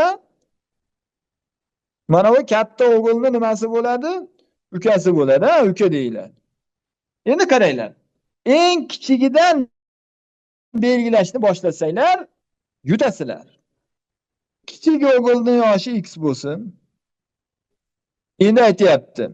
Katta o'g'il deyapti, ukasidan 3 marta katta. Demak, bu yerda marta kelyapti. Mana bu katta o'g'il kichik ukasidan 3 marta katta o'quvchilar. 3 marta. Bu degani katta o'g'ilning yoshi 3x bo'ladi. Endi ota esa o'zini katta o'g'lidan 3 marta katta. Tushunyapsizlarmi? Ota katta o'g'lidan 3 marta katta bo'lsa, mana bu katta o'g'ilning yoshini 3x ni ham 3 ga ko'paytiramiz. Shunda otani yoshi o'quvchilar 3x ham 3 marta bo'lsa, ekranimiz hop, hayolni bo'lmaymiz. Agar ota katta o'g'ildan 3 marta katta bo'lsa, 3x dan ham 3 marta katta bo'ladi, 9x bo'ladi. Ana endi ota kichik o'g'lidan 40 yoshga katta. Birortasi boshqasidan necha yoshga kattaligini bilish uchun nima qilamiz desa, yoshlarini ayiramiz. Sizdan dadangiz necha yosh katta desam, nima qilasiz? Dadam 42 da bo'lsa, men 10 yosh bo'lsam deysiz. 42 dan 10 doirasida dadam mendan 32 yosh katta deysiz, to'g'rimi? Mana shuni singari o'quvchilar, ota kichik o'g'lidan 40 yosh katta qanaqa topiladi desa, otani yoshidan 9x dan kichik o'g'ilni x yoshni ayirsak, shunda 40 ga teng ekan. Mana shu tenglama. Ya'ni ota kichik o'g'ildan 40 yoshga katta bo'ldi. Endi bu tenglamani yechish uchun 9x dan x ayirasizlar, 8x bo'ladi. 8x 40 bo'ladi, x teng bo'ladi. 40 ni 8 ga bo'lib berasizlar. 5 ga teng bo'ladi. Ana 5. Bu kimning yoshi desa, bu kichik o'g'ilning yoshi. Endi katta o'g'il necha yosh desa, katta o'g'il kichikdan 3 marta ko'p edi, 15 yosh. Ota necha yosh desa, ota endi 9, 45 yosh bo'ladi. Ana bizdan savol, katta o'g'ilning yoshi necha yosh edi? 11 yosh. Tushundinglarmi? Xo'p. Xuddi shu bilan bir xil misol. Endi faqat mana bu martalari boshqacha bo'lgan bir xil misol. Yechilish usuli ham bir xil. Faqat nimalar, sonlari boshqacha. Qani shuni ishlab ko'ringlarchi, 15-misol. O'quvchilar aktiv bo'lamiz. Qachon o'zingizlar ishlasanglar, keyin tushungan bo'lasizlar-da. Shunga e'tibor bermaydi ko'pchilik. Natijada zo'r o'sib ketadi. Mana tenglamalar hozir o'rganib olinglar. 2 dars, 3 darsda уже men boya aytdim-ku, 40% gacha misolinglar tenglamadan chiqadi. Tenglamani zo'r o'rganib olsangiz, natijangiz zo'rda.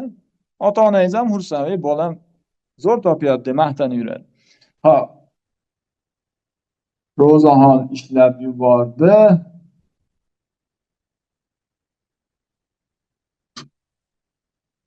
Tanqidiy bu muammoli kursimiz. Buni tugataylikchi, tanqidiydan kursni ko'rib chiqib, savolinglar bo'lsa, dars qilib beraman xudo xolasa.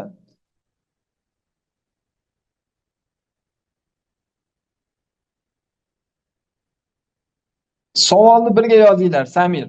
Aytvaring deysizda, nimani aytvarishimni yozing. Sababi hozir hamma javob yuboryapti. Bitta SMS'ingizda ikkinchisini orasida 50 ta son bo'lib ketyapti-da. Ma'nosini tushunmay qolyapman. Birga yozinglar hamma narsani. Yaxshi, ko'pchilik to'g'ri top bo'ldi, barakalla.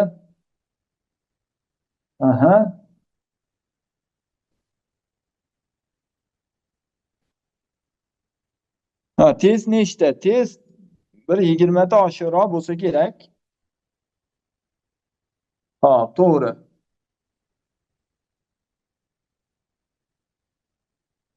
Kun savollarni bilmadim, bitta ish qilaman o'quvchilar.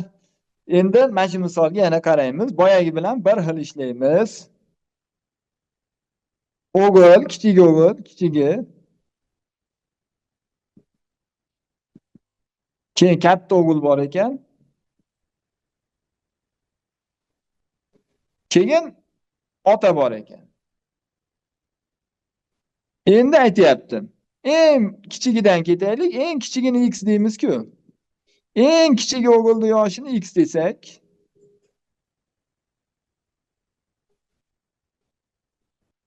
katta o'g'il ukasidan 2 marta katta. Demak, bu 2 marta ukasidan 2 marta katta ekan. Ukalasining orasi 2 marta. Bu degani katta o'g'ilning yoshi 2x degan. Endi aytayapti. Ota esa, mana bu tepaga qaranglar. Bunday chizib bersam ham bo'ladi. Ota esa katta o'g'ildan 2 marta katta. Bu degani mana bu yer 2 degan. 2 marta. Bundan ota mana bu katta 2x dan ham 2 marta katta bo'lsa 4x ekanligi kelib chiqadi. Ko'rdinglarmi? Endi boshida aytganimizda kichik o'g'il bilan otani yoshining farqi, ota 39 yosh katta desa, shu otani yoshidan kichik o'g'ilning yoshini ayirsangiz 39 chiqadi degan. 4x dan x ni ayirib bersangiz 39 chiqadi. Ana endi 3 ta x'siz 39 chiqar ekan. Bunda x'imiz 39'u 3'ga bölaverasiz 13 chiqadi. Demak, kichkina o'g'il 13 yosh, katta o'g'il 13 ni 2 ga ko'paytiramiz 26 yosh, dadasi 26 ni 2 ga ko'paytiramiz 52 yosh, farqi 39 bo'ladi. Tushundinglarmi o'quvchilar? Ha, Zubay, vaqtimiz bo'ldi. Vaqtimiz bo'lib ketdimi? Ha. Hop. O'quvchilar, sizlarga bitta tavsiya. Vaqtimiz bo'lsa bunday qilamiz. Hozir bu ikkita qismda 24 namunaviy 20 21 22 bu yoqda ancha bor ekan ortda. Bo'pti, mana 22 gacha ko'ramiz. 22 gacha. Qolgan qismni keyingi darsga ko'ramiz. Men hozir ikkita qismni mo'ljalladim. Xo'p. Nimaga buni o'rgatyapman o'quvchilar? Nimaga buni o'rgatyapman? Mana shunaqa savollar tushyapti imtihonda. Mana shu qaysi biri katta kichikligini bilib olmasdan o'quvchilarga ishlatsam yaxshi bilaman. Olimpiy sizlardan natijasi yaxshi o'quvchilar ham adashyapti-da. Shuning uchun men hozir xotirjam tushuntiryapman. Xudo xolasa keyingi qismini keyingi darsga tushuntiraman. Mana qaranglar. Keyingisi ham Aziza Nodiradan 7 yosh katta, Kamoladan 3 yosh kichik. Endi katta kichikligi bo'yicha mana bunday qilib bilib olsak bo'ladi. Yo yoshi bo'yicha olamiz. Aziza Nodiradan katta. Demak, Aziza bilan Nodirani farqi 7. Bu plus deb qo'yapman, sababi qo'shish. Kamoladan 3 yosh kichik. Aziza Kamoladan 3 yosh kichik bo'lsa, Kamola Azizadan 3 yosh kattaroq bo'ladi. Chunki Aziza Kamoladan kichik. Endi qaranglar, mana shu yerda belgilab olsak bo'ladi-da. Nodira x yosh, Aziza x plus 7 yosh, Kamola x plus 10 yosh. Mana shuni belgilab oldik-ku. Endi nima bo'ladi desa, endi qaranglar. Mana bu gapni e'tibor beringlar. Xo'p. Keling, mana uni belgilaylik. Kamola Nodiradan 2 marta katta. Kamola Nodiradan 2 marta katta. Bunda nimani tushunamiz? Kamola Nodiradan 2 marta katta desa, demak, Nodirani yoshini 2 ga ko'paytirsanglar, Kamolani yoshi kelib chiqadi degan. Kamola Nodiradan 2 marta katta bo'lsa, Nodirani yoshini x ni 2 ga ko'paytiramiz. 2ximiz mana shu Kamolani yoshiga teng bo'lar ekan. Teng ekan 2x ga. Bu oddiy tenglama. Mana bu x ni bu yoqqa olib o'tsanglar, 2x minus x teng 10, x teng 10. Demak, Nodirani yoshi 10 yosh, Aziza 17 yosh, Kamola 20 yosh. Mana 2 marta katta, yoshlar farqi ham to'g'ri. Aziza necha yosh? 17 yosh. Aziza 17 yosh. Mana shu tenglamalar 2024-yilda mana shunaqa qiyinroq formatda berilyapti. U 3 ta emas, 4 ta qilib berilyapti. 4 ta odam qilib. Shuni biz ishlay olishimiz kerak. Xo'p. 17 ham shunaqa. Mana bu 2024-yil savol. Sizlar nima ko'pchiliginglar domlalar bilan ishlagandirsizlar balki. Xo'p, Nodirning bo'yi Alidan 20 sm uzunroq, Sobirdan 10 sm uzunroq, Odildan 70 sm kaltaroq. Agar Odilning bo'yi Alidan 3 marta uzunroq bo'lsa, Sobirning bo'yini toping. Keling, avval belgilab olaylik plus minus qilib. Keyin 24-yil savolni o'zingizlar ishlaysizlar. Qani necha kishi ishlay olaydi-ki-na? Xo'p. Nodirning bo'yi Alidan 20 uzunroq debdi. Demak, Ali Nodirdan kaltaroq bo'ladi. Chunki Nodir uzun ekan. Ali Nodir va oradagi farq 20. Endi aytayapti. Nodir Sobirdan ham 10 sm uzunroq.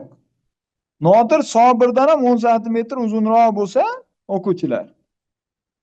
Unda Sobir Nodirdan 10 santimetr qisqaroq bo'ladi. Nima? Sobir.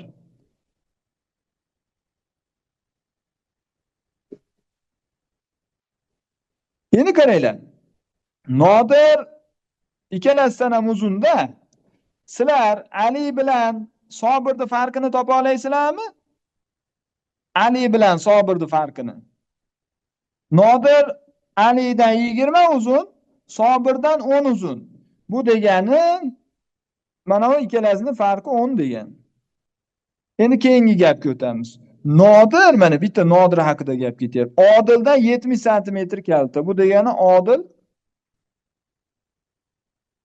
Nodirdan 70 uzunroq degan.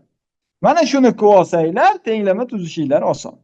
Ali eng kichkinasini x deymiz. Sobirni x plus 10 deymiz. Nodirni x plus 20 deymiz. Endi mana bu Odilni x plus 90 deymiz. Ana. Shuni qilib oldik-ku. Hop, endi nima bo'ladi? Hozir bir tekshirib qo'yaman.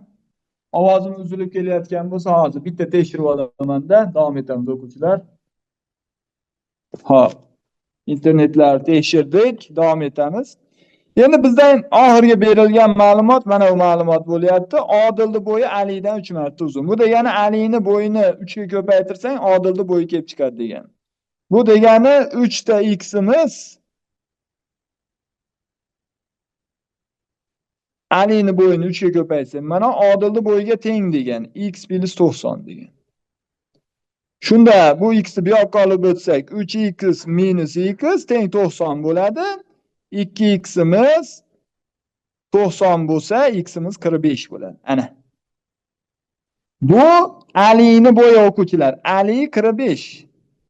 Unda Sobir nechi desa, Sobir 55. Nodir nechi desa, Nodir 65. Bizdan Sobirning bo'yini so'rayapti. Sobir 55 ekan. Xo'p, qani endi menga eng qiziq joyi. 2024-yilda tushgan savol ekan. 18-savol. Mana shuni ishlab ko'ringlar-chi. Ishlay olasizlar. Kamoli necha yoshda degan savol. Boshladik o'quvchilar, keyingi savolga o'tdik. Kamoli necha yoshda? Hop, 22 gacha o'tib olsak, keyin darsimizni tugatamiz. Darsdan omoch ketmanglar tugamaguncha. Sababi u katta mavzu.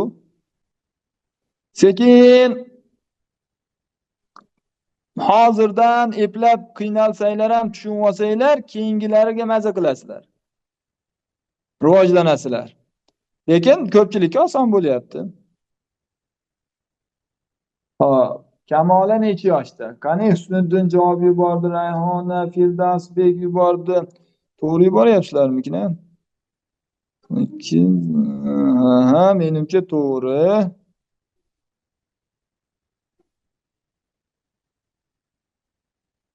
Hop. Yaxshi. Asladbek, Sharipova, Uraloy yubordi.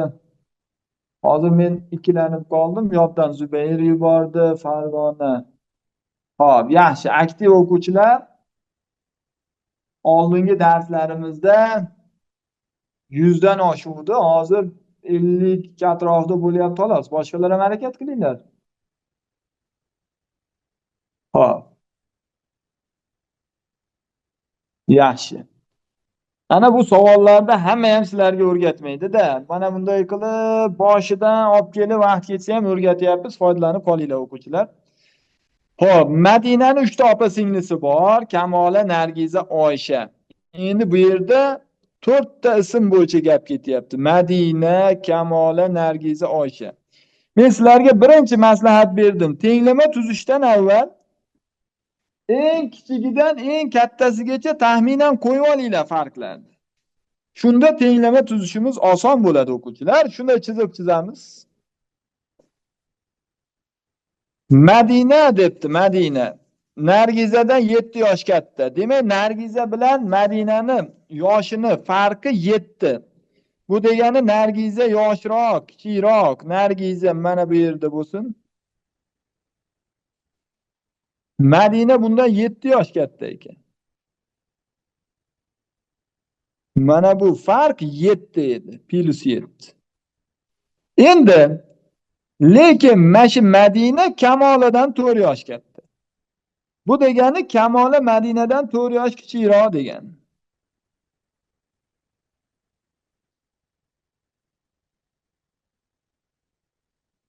Endi Nargiza bilan Kamolani farqini ham shu yerdan bilsak bo'ladi. Jami farq 7 edi. Madina ikkalasidan ham katta. Bittasidan 7 yosh, bittasidan 4 yosh katta bo'lsa, demak ikkalasining yoshini farqi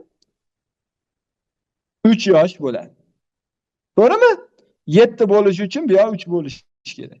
Va yana aytayapti, Madina Oyshadan 3 yosh kichikroq. Demak, Oysha Madinadan 3 yosh katta. Endi savol beryapti.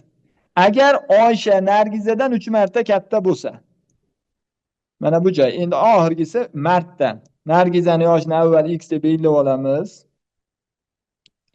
Hop.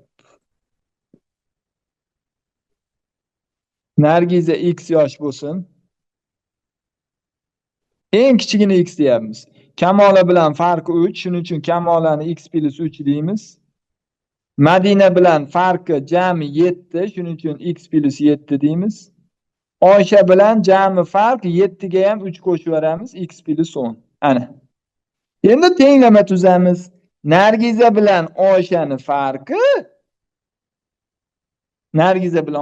farqi 3 marta. Bu degani Nargizaning yoshini 3 ga ko'paytirsang degani 3x. Shu Oyshaning yoshi kelib chiqadi degani x plus 10. Shunda nima bo'ladi? 3x dan x ni ayiradigan bo'lsam 10 chiqish kerak. Shunda 2x'imiz 10 bo'ladi. X teng 5 bo'ladi. Ana. Bu kimning yoshi edi? Nargizaning yoshi 5 yosh. Unda Kamolaning yoshi 8 yosh. Unda Madinaning yoshi 12 yosh. Oyshaning yoshi 15 yosh bo'ladi. Bitta hammasiga tekshirsanglar to'g'ri bo'ladi. Bizdan Kamola necha yosh deyatuvdi? Kamolaning yoshi ko'pchiliginglar to'g'ri yubordinglar. Barakalla. 8 yoshda bo'ladi o'quvchilar. Mana shu eng muhim joyi. Bugungi darsimizda eng muhim mana shu chizmani o'rganinglar. Agar ko'proq kelib qolsa, ikkitada adashmaysizlar. Lekin 3 ta 4 ta kelib qolsa, mana shunaqa qilib olinglar. Hop, mana ular oson misollar. Bularni ishlashimiz shart emas. 20. Bitta mana shu 20 ni ishlaylikda tugatamiz. Qolgan misollarni Xudo xolasa keyingi darsga davom etkazamiz. Sizlarga birinchi qismni vazifa qilib berib turaman. Hop. Lentaning umumiy uzunligi 180 sm. Bu 22-yilda tushgan savol ekan. Prezident maktabida tushgan savolda. Shuni qanaqa qilib ishlashimiz kerak? 4 ta bo'lak bor ekan. Birinchi bo'lak ikkinchisidan uzun. Birinchisi eng kalta emas. Agar birinchisini bunday betga qo'yadigan bo'lsak, ikkinchisidan uzunroq ekan. Ikkinchisi bu yoqda bo'ladi. Hop, hozir kimdir ekranimizga tegib qo'ydi-da, yana chiqib ketdi. Hop. Qaranglar, birinchi bo'lak ikkinchisidan 2 marta uzun. Demak, ikkinchisidan uzun. Men bu yoqqa kaltarog'ini qo'yapman. Shuni bilib olinglar. Hop, yana bo'ldi. Behruzbekga atak qildimi deymanda? Endi Behruzbekni chiqarib olamiz. Behruzbek nima bo'ldi?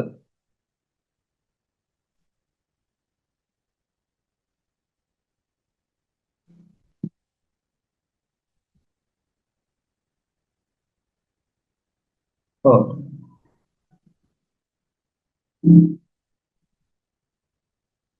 O'quvchilar, dars men uchun juda muhim. Men darsdan muhim narsa yo'q deb o'ylamayman. Dars bu sizlar hali boshqacha narsa deb o'ylamanglar. Dars muqaddas narsa. Ilm olish bu muqaddas narsa. Hamma yoqdan ustun turadi.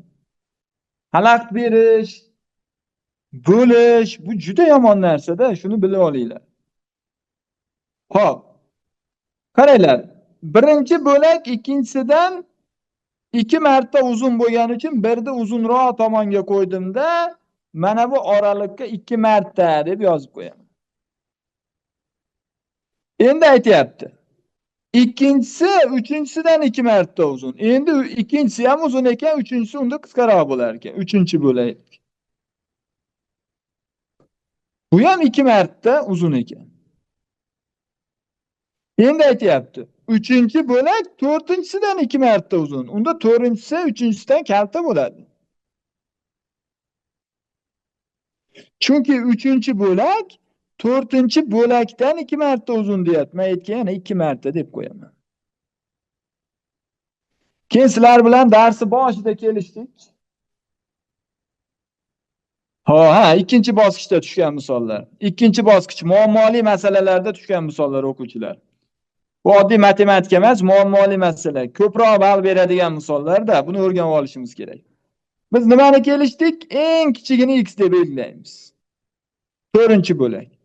Endi uchinchi bo'lak bunda 2 marta katta edi. 2 ga bo'lganda x belgisi 2 qilardik. Bu marta deyapti. Shuning uchun nima qilamiz? 2x qilamiz.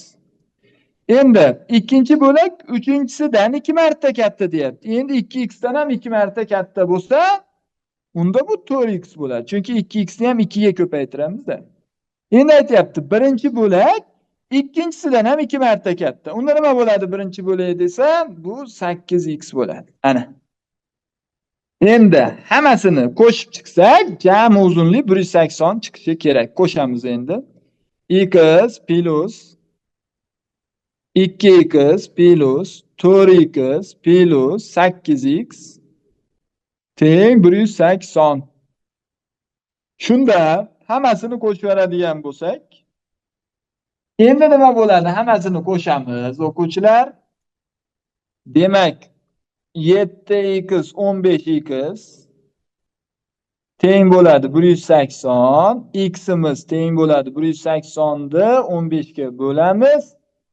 X'imiz teng bo'ladi 12 santimetr. O'quvchilar tushundinglarmi? Masala tuzishni mohiyatini bilib olish kerak. Avval qaysi biri katta kichikligini belgilab olish kerak. Marta desa